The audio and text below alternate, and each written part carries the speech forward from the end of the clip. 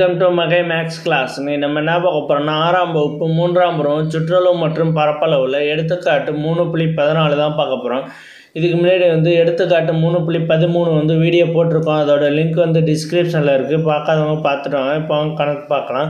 எடுத்துக்காட்டு 3.14 15 சென்டிமீட்டர் பக்க அளவுடைய 4 சதுர தரை விரிப்புகள் இணைக்கப்பட்டு ஒரு செவ்வக விரிப்போ அல்லது ஒரு சதுர விரிப்போ உருவாக்கலாம் எனின் எந்த தரை விரிப்பு அதிகமான பரப்பளவு மற்றும் நீண்ட சுற்றளவு பெற்றிருக்கும்? பாருங்கள், ஒரு 15 சென்டிமீட்டர் சதுர தரை விரிப்பு இருக்குது. அதை என்ன சொல்லியிருக்காங்கன்னா, செவ்வக வடிவத்திலேயோ சதுர விரிப்பாவோ விரித்தா அது எந்த அளவு பரப்பளவுலையும் சுற்றளவுலையும் அதிகமாக இருக்கும் அப்படின்னு கேட்டிருக்காங்க கொஸ்டினில். இந்த விரிச்சிருக்காங்க, இந்த போட்டிருக்காங்க, படம் போட்டிருக்காங்க பாருங்கள். இது செவ்வகம். 4 சதுர விரிப்பை ஒரு செவ்வகமாக விரிச்சிருக்காங்க. அதே மாதிரி கீழே சதுர விரிப்பு போட்டிருக்காங்க. இப்போ செவ்வகத்துக்கு நம்ம சுற்றளவு கண்டுபிடிக்க போகிறோம். செவ்வகத்தின் சுற்றளவு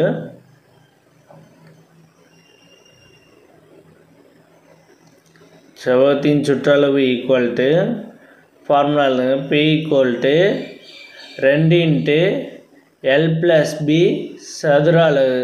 L+B அலகுகள், சதுர அலகுகள் வராது, அலகுகள் வரும். P ஈக்குவல் டு 2 × L+B அலகுகள். L என்னது? L நம்ம தான் இப்போ கண்டுபிடிக்கணும். ஈக்குவல் டு நமக்கு ஒரு சைடு கொடுத்துட்டாங்க 15 சென்டிமீட்டர்னு, ஒரு சைடு கொடுத்துட்டாங்க. அப்போ சதுர விரிப்புனாலே எல்லா பக்கமும் சமமாக இருக்கும். ஓகேவா?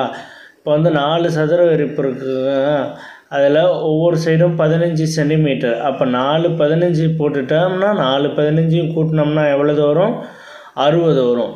அப்போ மொத்த லென்த்து எவ்வளவு? இதில் 60 சென்டிமீட்டர். அப்போ எல் எவ்வளவு?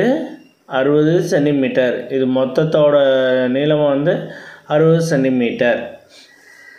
அடுத்து இதோட அகலம் எவ்வளோதுன்னா 15 சென்டிமீட்டர். ஓகேவா? 15 சென்டிமீட்டர். 2 × L எவ்வளவு? 60 ப்ளஸ் B எவ்வளவு? 15 ஈக்குவல் டு இது ரெண்டையும் கூட்டிக்குவோம். ஃபஸ்ட்டு இது ரெண்டையும் கூட்டினோம்னா 75 வரும். 75 2 × 75 75 2 தடவை 2ஆல் பெருக்கணும்னா எவ்வளவு வரும்? 150 சென்டிமீட்டர். 150 சென்டிமீட்டர். இதோட சுற்றளவு 150 சென்டிமீட்டர். அடுத்து செவ்வகத்தின் பரப்பளவு. செவ்வகத்தின் பரப்பளவு தான் பார்க்க போகிறோம். அடுத்து இந்த செவ்வக விரிப்போட பரப்பளவு நம்ம எல்லும் லென்த்து எவ்வளோதுன்னு தெரியும், பிரெத்து எவ்வளோதுன்னு தெரியும் நமக்கு. அதை வச்சுட்டு போட வேண்டியதான். A ஈக்குவல் டு இங்கே P போட்டேன். A ஈக்குவல் டு L/B சதுர அலகுகள். L/B சதுர அலகுகள் ஈக்குவல் டு L எவ்வளவு? 60. L 60, B எவ்வளவு? 15. இரண்டுத்தையும் பெருக்கணும்னா நமக்கு பரப்பளவு கண்டுபிடிச்சிடலாம். 60ஐயும் 15ம் பெருக்குங்க. 60 × 15 60 × 15 0 5 பெருக்கினா 0, 6 5 30. அப்படியே 60 அப்படியே எடுத்து போட்டலாம். 1ஆல் பெருக்கணும். 0 0 6 3 கூட்டினா 9, 900. எவ்வளோ கிடைச்சிருக்கு? 900 சென்டிமீட்டர். சதுர சென்டிமீட்டர். பரப்பளவுனாலே சதுர சென்டிமீட்டர். ஓகேவா? அடுத்து இது செவ்வகத்தின் சுற்றளவும் பரப்பளவும் கண்டுபிடிச்சிட்டோம். அடுத்து சதுரத்தின் சுற்றளவு பரப்பளவு கண்டுபிடிக்க போகிறோம். இதோட பரப்பளவும் சுற்றளவும் கண்டுபிடிக்க போகிறோம். அது ஃபார்முலா எழுதிக்குவோம். சதுரத்தின் சுற்றளவு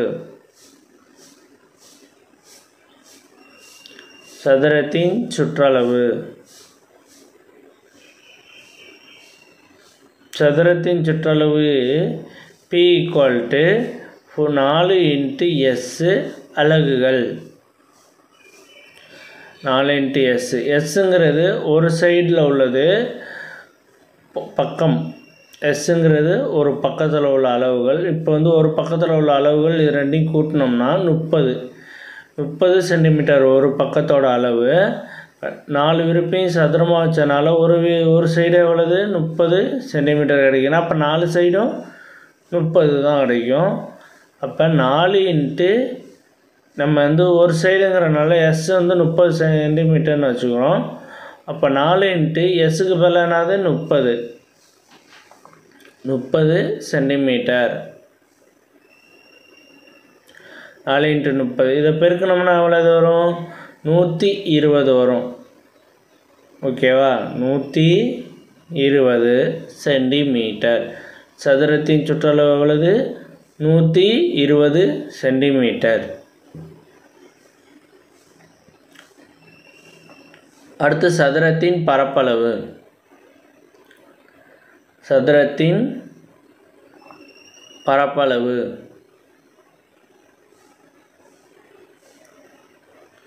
A = பக்கம் × பக்கம். சதுர அளவுகள் பக்கம் × பக்கங்கிறத வந்து S × S. Sங்கிறது சைடு. அப்போ S எவ்வளவு 30 × 30 பெருக்கணும்னா எவ்வளவு 0 0 0 3 3ஆல் பெருக்கணும் 9 வரும். 900 சென்டிமீட்டர். 900 சென்டிமீட்டர். பரப்பளவு வந்து கண்டுபிடிச்சாச்சு. பரப்பளவு வந்து சென்டிமீட்டர் ஸ்கொயர் அல்லது சதுர சென்டிமீட்டர். அலகுகளில் வந்து இப்படி கொடுத்துக்கலாம் சென்டிமீட்டர் ஸ்கொயர் அல்லது சதுர சென்டிமீட்டர். கொஸ்டினில் என்ன கேட்டிருக்காங்க தரை விரிப்பு வந்து அதிகமாக பரப்பளவு மற்றும் நீண்ட சுற்றளவு பெற்றிருக்குங்கிறாங்க. அப்போ சுற்றளவில் வந்து எந்த மாற்றமும் இல்லை. பரப்பளவில் வந்து எந்த மாற்றமும் இல்லை. பரப்பளவில் எந்த மாற்றமும் இல்லை. ஆனால் சுற்றளவில் வந்து சேஞ்ச் ஆகிருக்கு. ஓகேவா இப்போ பரப்பளவில் எந்த மாற்றமும் இல்லைன்னு எடுத்து எழுதிட வேண்டியதான். சுற்றளவு என்ன பண்ணணும்னா சுற்றளவு வந்து செவ்வக விரிப்பு அதிகமாக உள்ளது அப்படின்னு எடுத்து எழுதிடணும். செவ்வகத்தின் சுற்றளவு வந்து அதிகமாக உள்ளது. இப்போ வந்து பரப்பளவு வந்து எந்தவித மாற்றமும் இல்லை.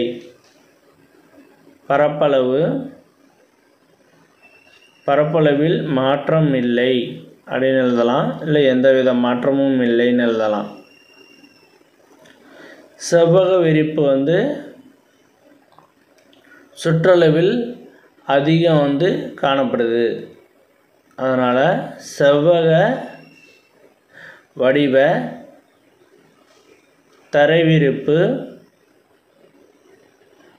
தரைவிரிப்பு அதிகமாக உள்ளது. அதிகமான சுற்றளவு உள்ளது. ஓகே இந்த மாதிரி எடுத்து வந்து சுற்றளவை பெற்றிருக்கும். இந்த மாதிரி எடுத்து எழுதிடணும். அவ்வளோதான் இந்த கணக்கு. நெக்ஸ்ட் வீடியோவில் பார்க்கலாம். வீடியோ பிடிச்சிருந்தா லைக் பண்ணுங்கள், கமெண்ட் பண்ணுங்கள், ஷேர் பண்ணுங்கள், சப்ஸ்கிரைப் பண்ணுங்கள். அந்த பெல்